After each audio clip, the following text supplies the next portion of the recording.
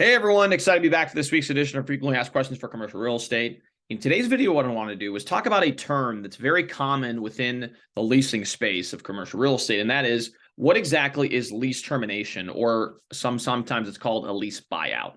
Now, before diving this video, I'd greatly appreciate if you can like and subscribe to this channel. It really helps with the YouTube algorithm and ensures more and more people can hear this message and learn about the many facets of commercial real estate. So now you've done that, go ahead and like and subscribe below. Let's go ahead and dive into this episode. All right, so the terminology that we're going to be going over today is called lease termination, or sometimes you may see something along the lines of a term called lease buyout.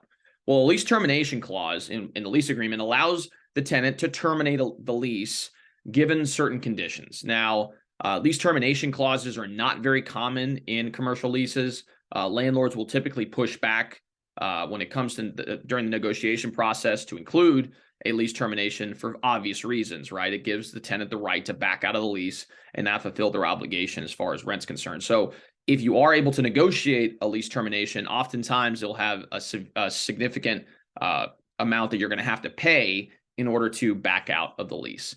Sometimes that's the remainder of the rent remaining on the lease.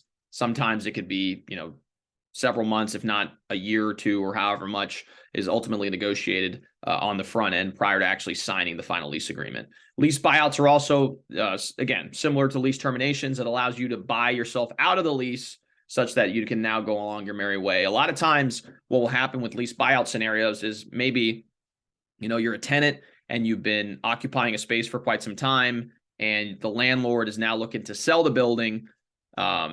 And a user approaches the landlord and says, hey, I want to buy your building, but I actually want to utilize the space. Sometimes, if it's in the benefit of both parties, you'll have a negotiation and the landlord will give you an option to buy out your lease.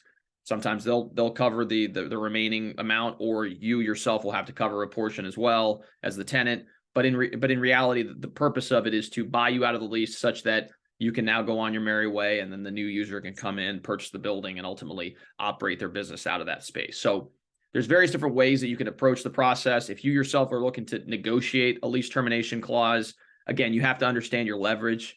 If you're a new user, don't have a lot of experience, and you're a startup business, and where you want to be located is highly sought after, the likelihood of you getting it is probably pretty slim.